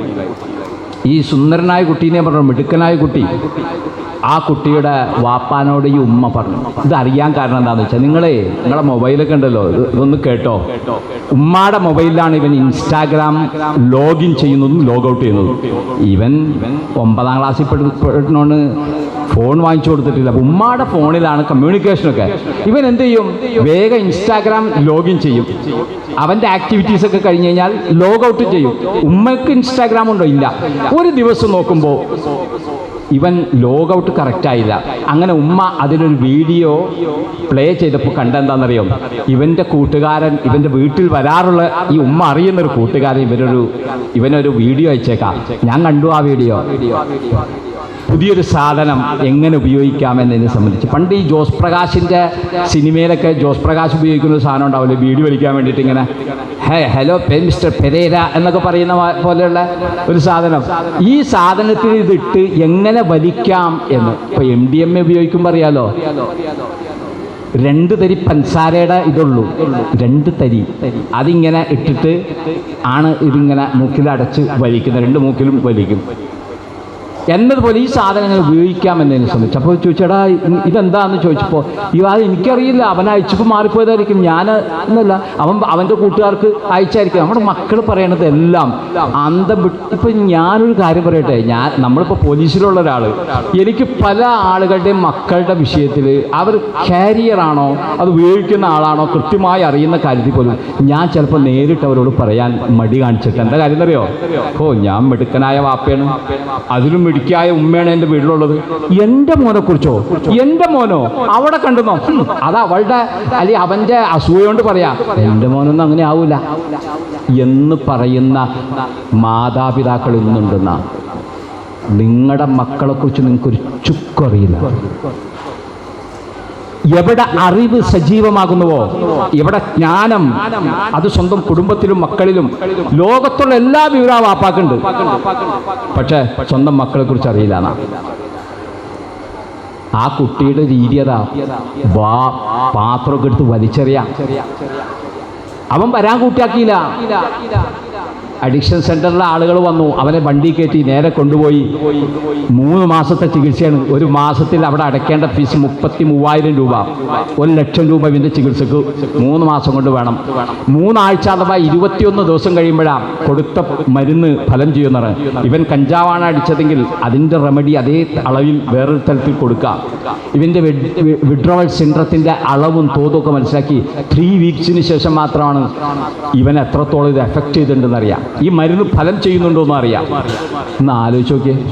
അങ്ങനെ 3 മാസം, ഞാൻ ചുരുക്കി പറയാം, 3 മാസത്തെ ചികിത്സ കഴിഞ്ഞ് ഈ കുട്ടി വന്നപ്പോണ്ടല്ലോ, അവരവിടുത്തെ സ്വന്തം വീട്, സ്വപ്നങ്ങൾ കൊണ്ട് നെയ്തെടുത്തൊരു വീട്, ഇവിടെ വാപ്പാക്ക് റൂം, ഇവിടെ ഉമ്മാക്ക് റൂം, അല്ലെങ്കിൽ മകൾക്ക് റൂം എന്നൊക്കെ പറഞ്ഞ് പണിത ആ പള്ളുരുത്തിയിലെ വീട് പൂട്ടി അവർ അവസാനം വാടകയ്ക്ക് കൊടുത്തിട്ട് ഇവൻ്റെ ഒരു കൂട്ടുകെട്ടും ബാധിക്കാതിരിക്കാൻ, ഇവൻ്റെ പഴയ കൂട്ടുകാരിലേക്ക് എത്താതിരിക്കാൻ വേണ്ടി അവൻ്റെ ഫോൺ നമ്പറും മാറ്റി അവനെയും കൊണ്ട് അവർ വേറൊരു സ്ഥലത്തൊക്കെ താമസിക്കാം.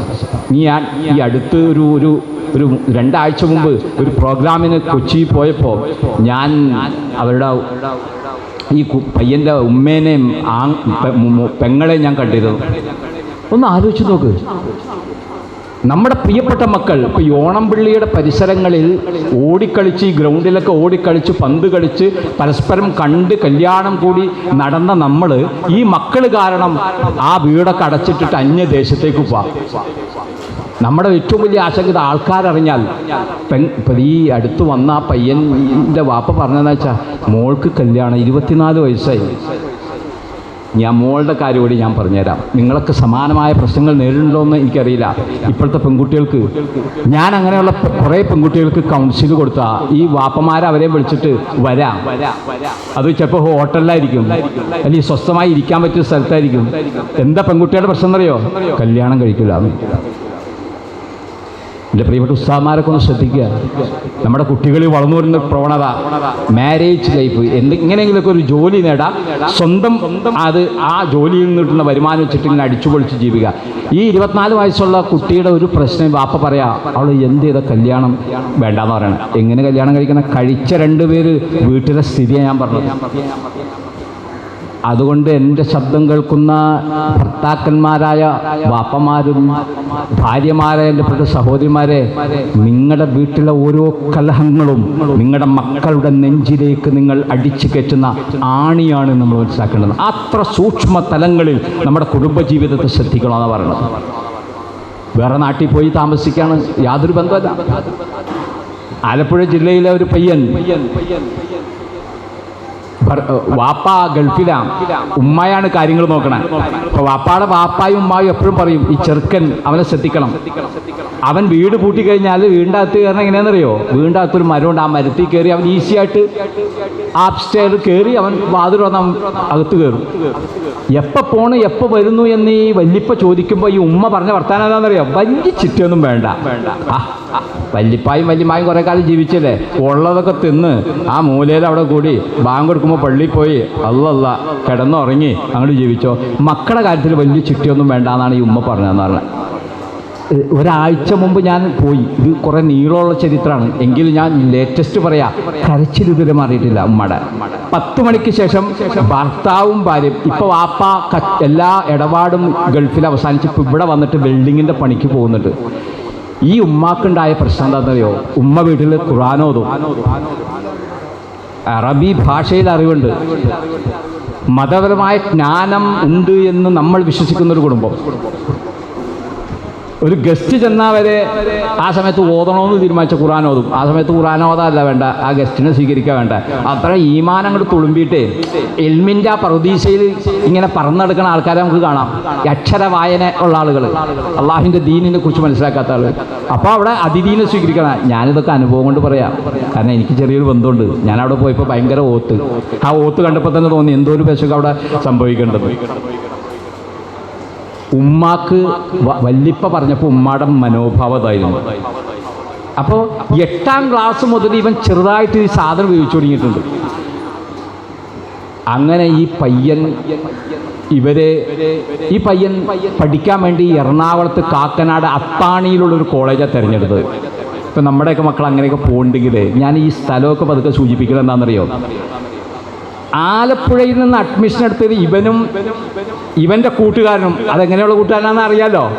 അവർ 2 പേരും അഡ്മിഷൻ എടുത്തത് എവിടെ? കാക്കനാട്. വാപ്പാടെ ഉമ്മാടെയും കണ്ണും വെട്ടമല്ല, നാട്ടുകാരുടെ ശ്രദ്ധയില്ല, ഒന്നുമില്ല. ഇവൻ ഒരു അകന്ന ബന്ധുവാണെങ്കിൽ കൂടിയും എൻ്റെ അടുത്ത് ഇങ്ങനെ ഒരു കാര്യമേ വേണ്ടിയിട്ടില്ല. ഇവിടെ ഇങ്ങനെ അവിടെയാണ് അഡ്മിഷൻ. ഓക്കെ, നല്ല കോളേജ് കിട്ടുമ്പോൾ ചിലപ്പോൾ ബാംഗ്ലൂരായിരിക്കും, അല്ലെങ്കിൽ നമ്മൾ പാലയിൽ പോയിട്ടായിരിക്കും പഠിക്കണം, ആയിക്കോട്ടെ, വിരോധമില്ല. അങ്ങനെ ഇവർ വന്നു. ഒരു ദിവസം ഇവൻ്റെ കൂട്ടുകാർ ഇവനെ ആലപ്പുഴയിൽ നിന്ന് ഇവൻ്റെ വീട്ടിലേക്കുള്ള സ്ഥലം ഞാൻ പറയുന്നില്ല, വീട്ടിലേക്കുള്ള ബസ്സിൽ കയറ്റി വിട്ടു. വീട്ടിൽ വന്നിറങ്ങിയപ്പോൾ ഇവൻ്റെ രൂപഭാവക്കം വ്യത്യാസം. ഇവൻ നിങ്ങളെന്നെ കൊല്ലാൻ നടക്കാണോ? അവിടെ ആ ഗേറ്റിൻ്റെ അവിടെ എന്നെ കൊല്ലാൻ വേണ്ടി ആരോ വന്നിട്ടുണ്ട്. ഇവൻ്റെ മാനസിക നില തെറ്റിയേക്കാം. അപ്പോൾ ഇവൻ്റെ പോക്ക് ശരിയല്ല എന്ന് കൊച്ചാപ്പന്മാരൊക്കെ പറഞ്ഞിട്ടുണ്ട്. പക്ഷേ ഉമ്മ അത് ശ്രദ്ധിച്ചിട്ടില്ല. ഉമ്മ ഖുർആൻ ഇങ്ങനെ ഓതിക്കൊണ്ടിരിക്കുകയായിരുന്നു. അപ്പോൾ അതുകൊണ്ട് മക്കളുടെ കാര്യം ശ്രദ്ധിച്ചില്ലായിരുന്നു. അത് സിംബോളിക്കാണ്. ഞാനിത് പറയുന്നത് നമ്മൾ എത്രമാത്രം ഒരു കുട്ടി ഉണ്ടായാൽ നബി സല്ലല്ലാഹു അലൈഹി വസല്ലം എന്താ പറഞ്ഞത്? ആ കുട്ടിക്ക് നല്ല പേരിടണം. എൻ്റെ വീടിൻ്റെ അടുത്ത് അങ്ങനെ ഒരു പേരിട്ട്. ഉമ്മാടെ പേര് എന്നിൽ ആരംഭിക്കുന്നു, വാപ്പാടെ പേര് എന്നിൽ ആരംഭിക്കുന്നു. അവസാനം ഇട്ടിപ്പോൾ നജാസ് എന്നിട്ടത്. നജാസ് മെനകെട്ടവൻ എന്നാണ്, അതായത് വൃത്തികെട്ടവൻ എന്നാണ് ശരിക്കും അതിൻ്റെ അർത്ഥം. നജീസ് ഉസ്താമാർക്കൊക്കെ അറിയാം. അവസാനം അത് അപകടം മനസ്സിലായി ഒരാഴ്ച കഴിഞ്ഞപ്പോൾ. ഒരാഴ്ച കഴിയുമ്പോൾ ചോദിക്കൂല, എന്തായി പിള്ളേക്ക് ഉണ്ടായിട്ട് ചിലവൊന്നും കിട്ടിയില്ല? ഇല്ല. അതാണ് നമ്മൾ ആദ്യം അന്വേഷിക്കുക. ശരി, ഒന്നും കിട്ടി. എന്താ ഇട്ടാ കുട്ടിയുടെ പേര്? നജാസ് എന്നിട്ട്.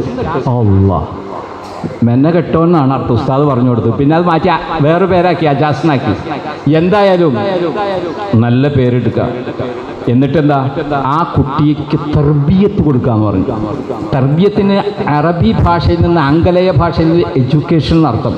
ഇപ്പോൾ വിദേശത്തൊക്കെ പോയാൽ, ഞാൻ കുറച്ചു കാലം വിദേശത്ത് പോയതുകൊണ്ട് എനിക്കറിയാം, തർബിയത്ത് എന്ന് പറഞ്ഞാൽ എങ്ങനെ നമ്മൾ പെരുമാറണം.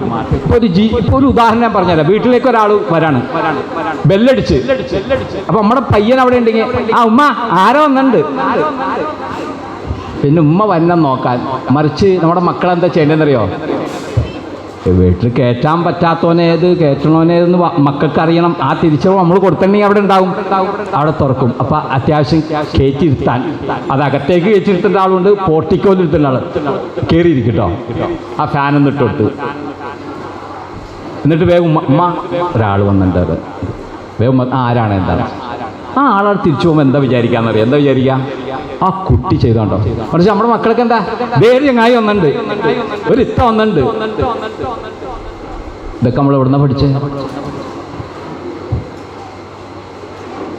നമ്മുടെ ജീവിതത്തിൽ ഇപ്പോൾ വാട്ടർ ടാങ്കിൽ നാരങ്ങ വെള്ളമാണ്, ഈ ടാപ്പിക്കൂടെ മോരും വെള്ളം വരുമോ? വരുമല്ലോ. ടാങ്കിൽ എന്നാണോ അതല്ലേ ടാപ്പിലൂടെ പുറത്തു വരാം. നമുക്ക് നമ്മുടെ മക്കൾ നന്നാവണം. എന്നിട്ട് ഉസ്താദിൻ്റെ അടുത്ത് എന്നിട്ട് പരാതി പറയട്ടെ, ആ ചെറുക്കന് പറയേണ്ടത് 1.5 മണിക്കൂർ പഠിപ്പിക്കണം ഉസ്താദിൻ്റെ അടുത്ത് മെക്കെട്ട് കയറിയിട്ട് കാര്യമുണ്ടോ? ബാക്കിയുള്ള നേരം നമ്മുടെ രീതി സ്വഭാവമല്ലേ. കാരണം അയാൾ വരാണെങ്കിൽ ഞാൻ ഇവിടെ ഇല്ലയെന്ന് പറഞ്ഞ് കിട്ടുമെന്ന് പറഞ്ഞാൽ നുണ പഠിപ്പിച്ച് കളവ് പറഞ്ഞ ഈ കളവ് 10 ഇരട്ടിയായിട്ട് ഇവൻ പറയും, നീ എവിടെ പോയാ? നിന്നെ മണക്കണ്ടല്ലോ, നിന്റെ ഉറക്കം, നീ എന്താ ഭക്ഷണം കഴിക്കാത്ത? ഞാനിവിടെ ഡെയിലി ആഹാരം ഉണ്ടാക്കിയിട്ട് നിനക്ക് വേണ്ടാന്നുള്ള പറയണേ, നീ ആഹാരം കഴിക്കുന്നില്ല. ഇതൊക്കെ നമ്മൾ ചോദിക്കുമ്പോൾ മക്കള് നമ്മളെ കളവ് പറഞ്ഞ് കീഴ്പ്പെടുത്തുന്നുണ്ടെങ്കിൽ നമ്മൾ മാറിയേ മതിയാകുന്ന ലഹരിയുടെ ഈ മാരകമായ വിപത്തിൽ നിന്ന്. ഇപ്പോൾ ഞാനൊക്കെ എൻ്റെ വാപ്പാടെ ബീഡി വലി നിർത്താനുള്ള പാട് കഴിച്ചറിയാം. വാപ്പാടെ 13 വയസ്സിൽ അവർ ആരംഭിച്ച, പണ്ട് കാലത്ത് അറിയാമല്ലോ, 13 വയസ്സിൽ ബീഡി വലി ആരംഭിച്ച. നമ്മളൊക്കെ ചെറുതായിരുന്നപ്പോൾ ബീഡിയൊക്കെ എടുത്ത് മാറ്റി വെക്കും, അറിയാതെ വീട്ടിൽ പിന്നെ എന്താ സംഭവിക്കാമെന്ന്. ഏത് നമ്മുടെയൊക്കെ വാപ്പന്മാരുടെ അടുത്ത് ബീഡി മാറ്റി വെച്ചാൽ, അതുപോലെ മുറുക്കാൻ പെട്ടിയൊക്കെ മാറ്റി വെച്ചാൽ, അവസാനം നമ്മുടെ പേരക്കുട്ടികൾ വളർന്നപ്പോൾ അവരോട് നമ്മളോടില്ലാത്തൊരു സ്നേഹമുണ്ടല്ലോ, അതുകൊണ്ട് അവരത് മാറ്റി വെക്കും. അവരുടെ അങ്ങനെ മാറ്റി വെച്ചാൽ അടുത്ത പെട്ടിയും അടുത്ത വെറ്റിലെയും അടുത്ത പുകയിലേക്ക് അവിടെ വരണം. നമ്മൾ ഉപയോഗിക്കുന്ന ഈ പുകയിലെ വലിക്കുമ്പോൾ, പുക വലിക്കുമ്പോൾ സിസറായാലൊക്കെ ഒരു സുഖം കിട്ടാൻ കാരണം എന്താ? നിക്കോട്ടിൻ എന്ന് പറയുന്ന സാധനം. ഞാൻ ഉദാഹരണം പറയാം. നിക്കോട്ടിൻ, ഈ നിക്കോട്ടിനാണ് നമുക്ക് സുഖം തരുന്നത്. അതിങ്ങനെ വലിച്ചു കഴിയുമ്പോൾ ഒരു സുഖം. എന്താ നിക്കോട്ടിൻ? ശരിക്കും ഒരു പുകയിലയിൽ 7000ഓളം രാസപദാർത്ഥങ്ങളുണ്ട്. ഞാനിതുപോലെ കുട്ടികൾക്ക് ക്ലാസ് എടുക്കാൻ ചോദിച്ചു, എടാ നിക്കോട്ടിനിൽ എത്ര രാസപദാർത്ഥം ഉണ്ടെന്ന് ചോദിച്ചപ്പോൾ അവരിങ്ങനെ നിൽക്കുക. അപ്പം ഞാൻ പറഞ്ഞു, കമ്മതി പറ. കമ്മതി എന്ന് പറഞ്ഞാൽ പറയാതെ അവർ ഒരു 20. അവൻ മറ്റോന്ന് തോന്നി 20 പറഞ്ഞാൽ യേശുല 90 110 രാസപദാർത്ഥങ്ങളുണ്ടെന്ന് പറഞ്ഞു. അപ്പം മറ്റവർക്കൊക്കെ തോന്നി അത്രയൊക്കെ റേഞ്ചില്ല. ഞാൻ ഇങ്ങനെ റാൻഡമായിട്ട് ചോദിച്ചു. ശരിക്കും പുകയിലെ 7000 രാസപദാർത്ഥങ്ങളുണ്ട്. 7000 പറഞ്ഞു വെച്ചു. അതിലൊന്നു മാത്രമാണ് നിക്കോട്ടിൻ. ആ 7070ഓളം വരുന്ന രാസപദാർത്ഥങ്ങൾ ക്യാൻസറിന് കാരണമാണെന്നാണ്. ഞാനിത് പറയാൻ കാരണം, ബാപ്പ എന്ത് ചെയ്ത സമ്മതിക്കൂല. ഇതങ്ങ് വേറെ ദുശീലങ്ങളൊന്നുമില്ല. അവസാനം ഡോക്ടറെ അടുത്തോണ്ട്, പൾമനോളജിസ്റ്റിനെ എടുത്തുകൊണ്ട് പോയി മറ്റേ സാധനം വെച്ചു 30% വർക്ക് ചെയ്യണുള്ളൂ. ഇങ്ങനെ വലിച്ചു കഴിഞ്ഞാൽ പുറത്തേക്ക് വരച്ചത് ആവശ്യമുണ്ടെന്ന് എന്ന് പറഞ്ഞാൽ 30%. 13 വയസ്സോട്ട് തുടങ്ങിയ ബാപ്പാക്ക് മനസ്സിലായി.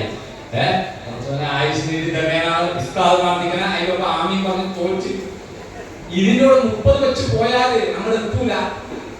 പ്രളയത്തിന് മുമ്പ് 2018 മുമ്പ് ചിലപ്പോൾ തീർന്നു.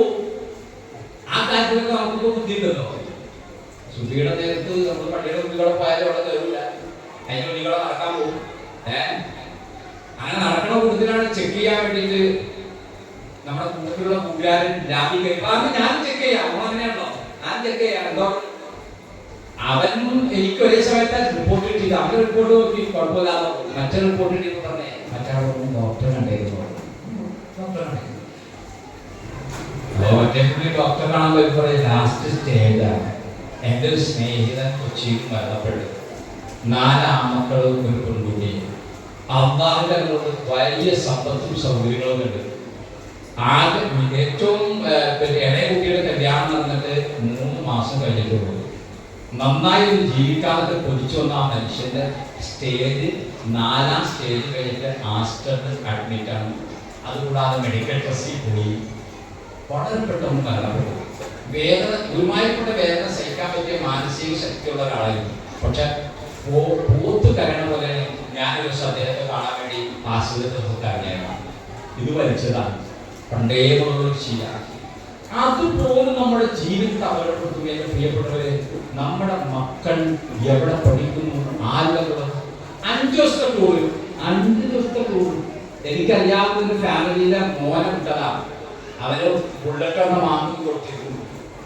5 ദിവസത്തെ ആരപ്പ ടീച്ചേഴ്സിന്റെ കൂടെ കിട്ടോ, കുഴപ്പമില്ല. കൂട്ടുകാരുള്ള ഞാൻ മക്കളോടൊക്കെ പോണ്ടാന്ന് പറഞ്ഞു നമ്മളൊക്കെ പഴഞ്ചനായി പോകുമോ എന്ന് ചിന്തിക്കണം. ബാപ്പന്മാരന്മാർക്കൊന്ന് ശ്രദ്ധിക്കണം.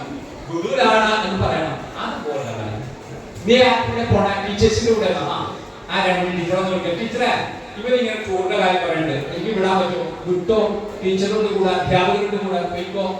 ഈ മോനെ 5 വർഷം പോലെ വിട്ടതാ. ഞാൻ മോന്റെ സ്ഥിതിയാ പറഞ്ഞത്.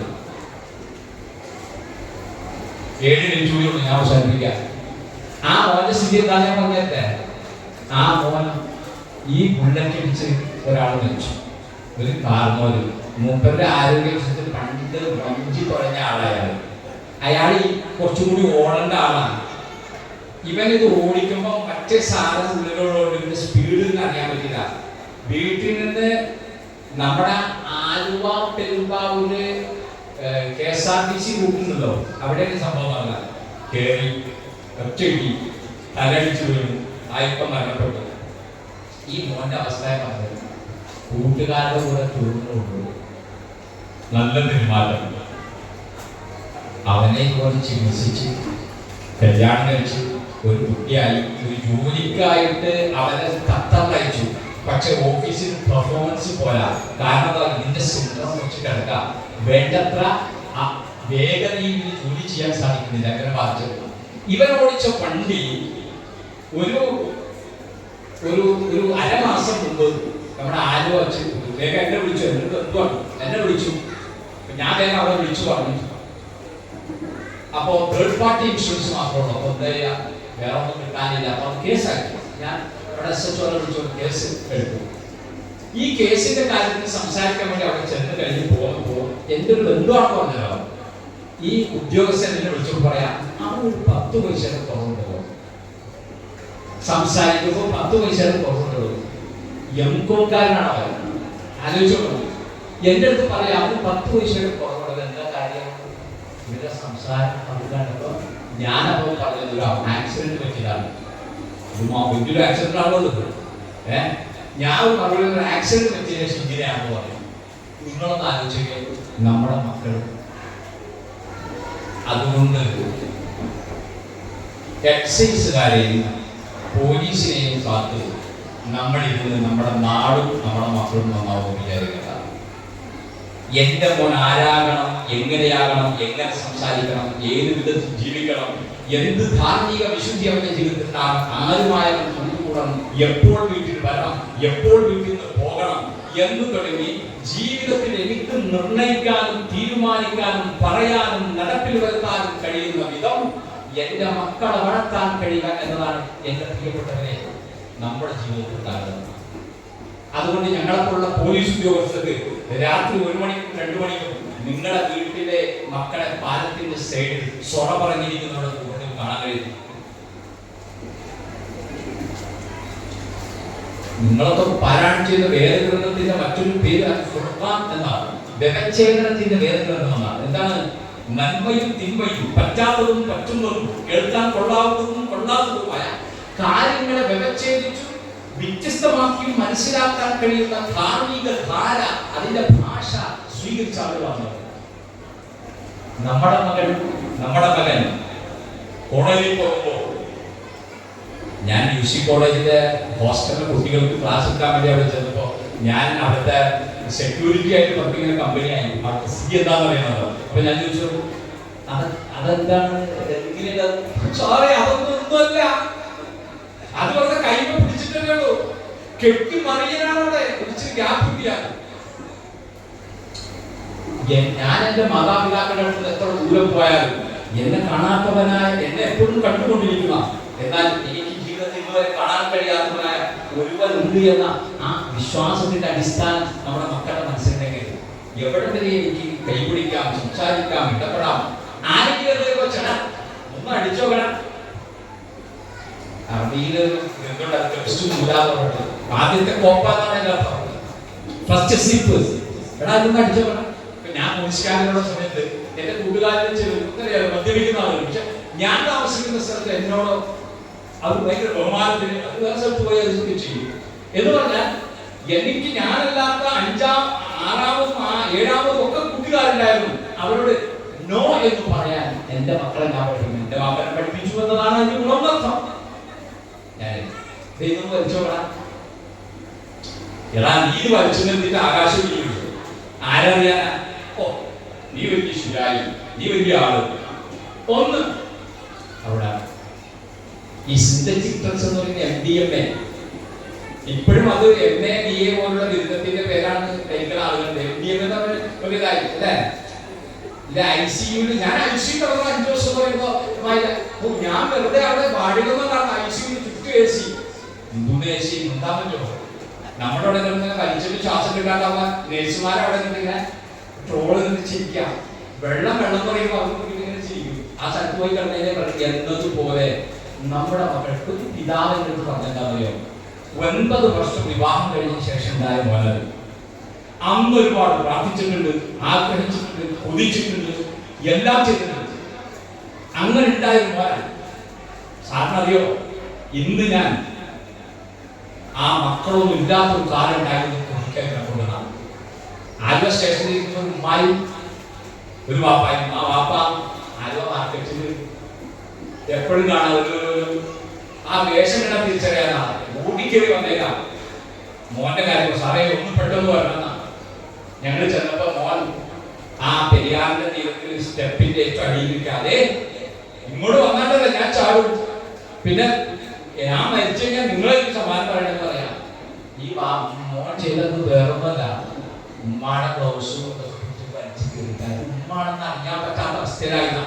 ആ വീട്ടിലേക്ക് പോകുമ്പോ ഞാൻ ആ വഴിയിൽ ഞാൻ നേരത്തെ പറഞ്ഞ ഒരു വണ്ടി കണ്ടു. അപ്പൊ ഞങ്ങൾ ചോദിച്ചു, ഈ വണ്ടി ആരുടെ? അതാ എന്റെ കൊല്ലൂന്ന് പറഞ്ഞ് മേടിച്ചു കൊടുത്തില്ലേ. അവൻ എന്നാലെങ്കിലും അവൻ ഇങ്ങോട്ടേ വാങ്ങിച്ചു കൊടുത്താൽ പറഞ്ഞു. ഈ ഉമ്മ ഇത് എന്റെ പ്രിയപ്പെട്ട ഉമ്മയാണ്. ഈ ഉമ്മയുടെ സ്നേഹിക്കുകയും ഉമ്മയെ അനുസരിക്കുകയും ചെയ്യുന്നതിലൂടെ കിട്ടേണ്ട ഒരു സ്വർഗത്തെ കുറിച്ച് ബോധവൽക്കരണം നടത്തേണ്ട വീട്ടിൽ നിന്നാണ് ഈ അനുഭവം. ഉമ്മ ആരാന്ന് അറിയാൻ പറ്റാത്തത് ഈ സാധനം അടിച്ചിട്ട് ഇവന് ലക്ക് തെറ്റിയേക്കാം. ഉമ്മാടെ സാരി ബ്ലൗസ് അവരാ സാരി ഇങ്ങനെ പിടിച്ച് മറച്ചു വെച്ചിട്ടാണ് ഹോസ്പിറ്റൽ സ്റ്റേഷനിലേക്ക് വന്നത്. ഞങ്ങൾ അപ്പൊ തന്നെ പോയി. ഇനി അവരെന്താണ് തീരുമാനിച്ചത് അറിയാവുന്ന എന്റെ വീട്ടിൽ എന്ത് നടക്കുന്നു, എന്റെ മക്കളെന്ന് ചിന്തിക്കുന്നത്, അവർക്ക് തുറന്ന് സംസാരിക്കാൻ പറ്റുന്ന ഒരു സംഗതി ഉണ്ടാകണം. നമ്മുടെ കുട്ടികൾ നടന്നു പോകുമ്പോ ഒരിക്കലും യോജിക്കാത്ത ചില സംഭവങ്ങളോട് കണ്ടാൽ നമ്മുടെ കുട്ടികൾ ചിന്തിക്കണം, ഞാൻ ഏത് നമ്പറിലോ വിളിക്കില്ല. ഞാൻ പല സ്ഥലത്ത് പോയി ചോദിച്ചു ഏത് നമ്പർ, അപ്പോൾ 100 പറഞ്ഞിരിക്കാം. ഈ ഓണപ്പള്ളി ഏത് സ്റ്റേഷനിൽ എത്തിയിട്ടുള്ളതാ? ഓണനാണ് 100 വിളിക്കാം.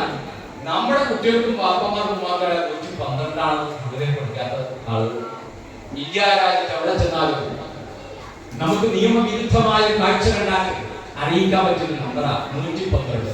അത് നേരെ കേരളത്തിലാണെങ്കിൽ തിരുവനന്തപുരം കൺട്രോളിലേക്കാണ് പോകുന്നത്. അവിടെ കിട്ടിക്കഴിഞ്ഞാൽ എവിടെ നിന്നാണ് വിളിക്കുന്ന ലൊക്കേഷൻ നമുക്ക് കിട്ടി.